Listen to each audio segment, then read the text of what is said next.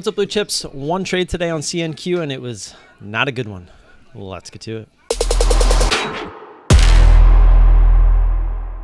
All right, traders, so real quick reminder, today is the last day to sign up for the Platinum Scanners to get that free week of the ISW team chats. So if you want, there's a link down in the description below, and you can go check that out.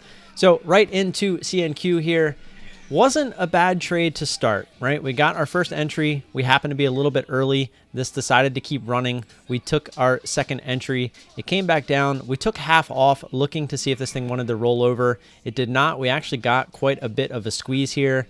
And the normal me, if you always have watched me in the past, you would know right when it went high of day here at 1240, we would have cut the rest of the position. Trade's over, right? That's that. But I was a little bit distracted this morning, and on top of that, it was a pretty good squeeze from where we were at. So with the combination of those two things, I said, hey, let's just let it squeeze, and then we'll look to add. So I just let it keep going until it felt like it was done, and that happened to be 1276, 36 cents above where we should have been stopping out.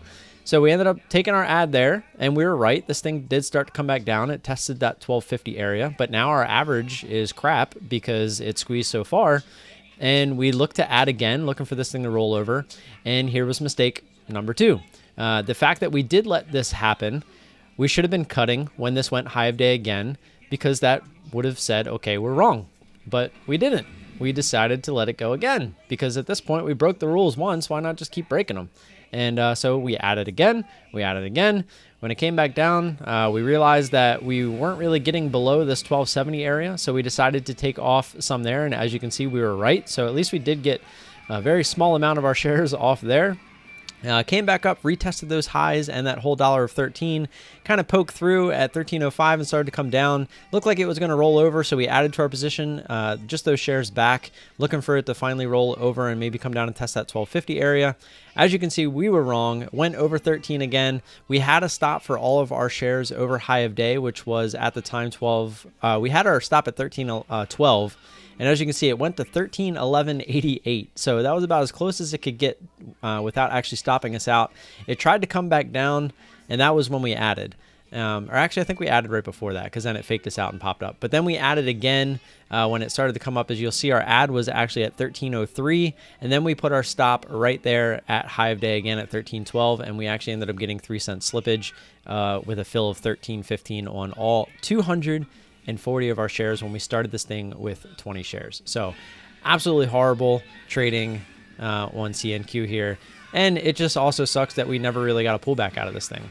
Even over here, we didn't get a pullback. So we get stopped out. It makes a little bit of a squeeze. We realize, okay, we can restart our position. We are getting a little extended again here. We'll look to start and then add through 1350 if it wants to get there. We ended up picking the top here, took half off here. We only started with 30 shares this time.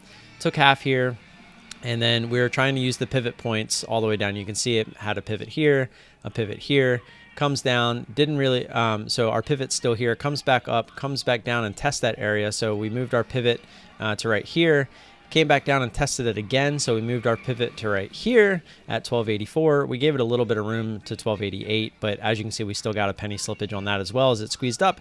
And this is why if you're going to trade pivots, you got to trade them correctly, right? Just like if you're going to have a rule to stop out at high of day, you're supposed to stop out at high of day. So I wish I would have followed my rules here, and then we could have looked to get back in, and we would have had to. This probably would have been a break-even trade. This would have been a nice green trade, and it would have been a green day. But instead, we had close to a 2 times max loss day, which let me show you guys real quick. Let me bring down my chart over here. I'm going to have to readjust that. Give me 1 second. So I already added this in, and as you can see, our P&L, we started pretty nicely, and then we had 2 rough days back here at the beginning of March.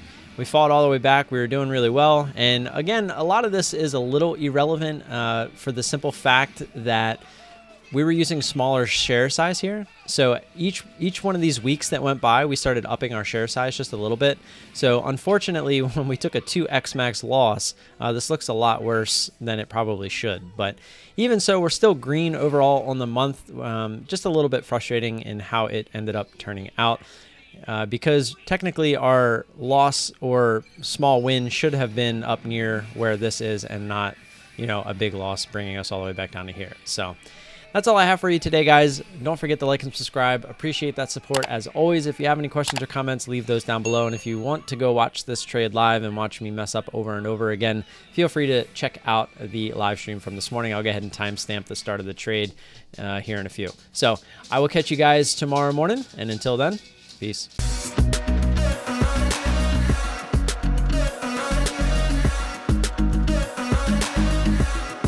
Yeah.